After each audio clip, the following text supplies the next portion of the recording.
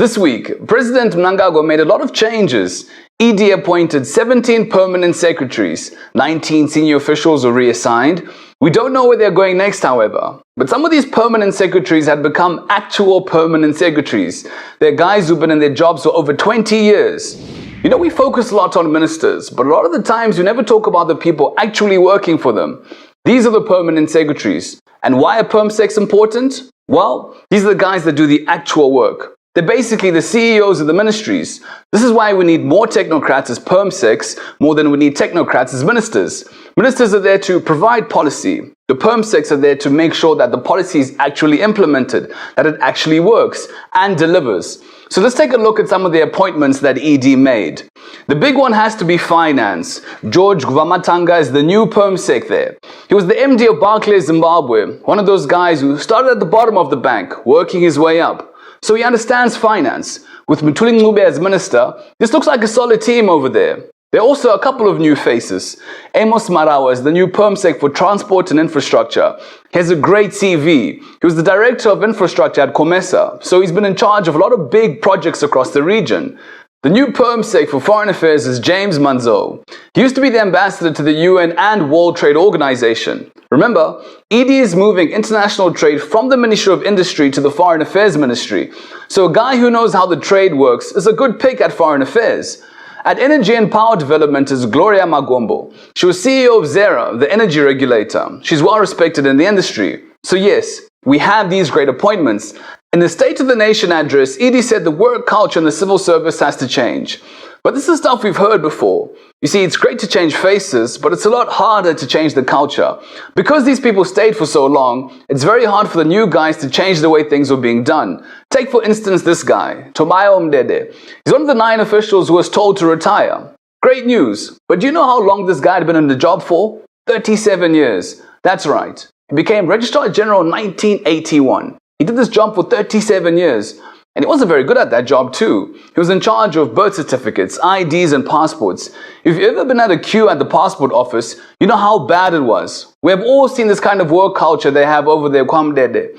Each time you have to go to Makamba building to get an ID or a passport, you start sweating, you start crying, you start panicking. Nobody wants to go there. That place will humble you, it'll make you anxious. Long queues, rude workers. They tell you to go to this office. You go there, they say no, go to that office first, then the other office. But this has been happening in many government offices over the years. Your service delivery just isn't there. Or God help you if you go to a government office during tea or lunch, nobody's there to serve you. And lunch hour isn't just really 1 hour, it's more like 3 hours. So yes, we know this pay is too low in the civil service. But someone's got to start changing things around there. They've been used to working like this for years now. It'll be a lot harder to change the culture real quick, but it must be done. There's a lot we want to see changing. We've been talking about the ease of doing business for years now. But the government is still making it hard to do business. Still too many permits, too many licenses, too many offices. So it's great to see new faces. But we're not going to judge them by their new faces, no. We're going to judge them by their results. We can't have these new guys and still see the old way of doing business. We have new guys, now show us something new. The war between vendors and the police is going on and on. Now the government and city council are trying to clear the streets. They say that vendors are selling food on the streets and the danger of spreading cholera is high. So they want them out. But the vendors are fighting back. They say they have nowhere else to go. They have no other way of making a living. So we have this big problem on our hands. On one hand, we want our cities to be clean and safe. But on the other hand, you have real people trying to make a living. Does anybody have a solution? Well, first, we have to understand why the vendors are on the streets in the first place. It's not rocket science. There aren't enough jobs. Now, according to the government's own numbers, 1 million people lost their jobs between 2014 and 2017. And you can actually bet that number is actually higher. The government tells us that just 6% of our country is unemployed. Now, if you're selling airtime or vegetables, the government counts you as employed. But here's the reality. 5.7 million. That's the number of people who are in the informal jobs. And add another number, 20,000. That's the number of graduates we have from our colleges every year. So if companies are closing down, where are all these people going? You guessed it, to the streets. Now, vendors aren't on the streets just because they like it. You got graduates selling sneakers and jeans out of cars. You got guys who've lost their jobs. We've got people living from hand to mouth. They can't afford to lose just one day of vending. The Ministry of SME says up to 7 billion could be circulating on the Zimbabwean informal market. This is where a big part of the economy is. The IMF says that more than 60% of the Zimbabwean economy is informal. So now that we know the problem, what can we do about it? Well, it's easy to shout slogans and say, "Ipai vanhu mabasa," give people jobs. But we all know this is never happening overnight. Besides, it's not like Zimbabwe is the first country in the world to have vendors on the streets. In Johannesburg, vendors often clash with cops. A few years ago, they had what they called Operation Clean Sweep against vendors. In Lusaka, the government sent in the army to clear out vendors when there was a cholera outbreak over there. So this is not unique to Zimbabwe, or Harare, or Mutare.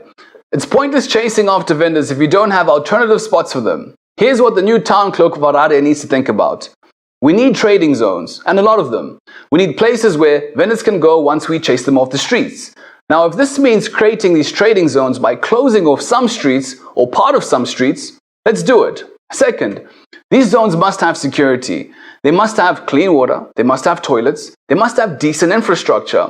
We know traders don't want to be too far from human traffic, so these trading zones need to be near where the people are. They should be located in several parts of the city so that we don't do overcrowding. So yes, we can't have people vending in front of shops because these shops pay rates. And yeah, we can't have vendors selling cooked food on the street. We don't want to get sick, no. But we must find a solution that does two things. Allow people to make a living, but also make sure that our cities don't look like jungles or rubbish dumps. It's going to take a big mind shift, but this is why we elected our councillors into office. We sent them there to give us solutions, and solutions are needed now.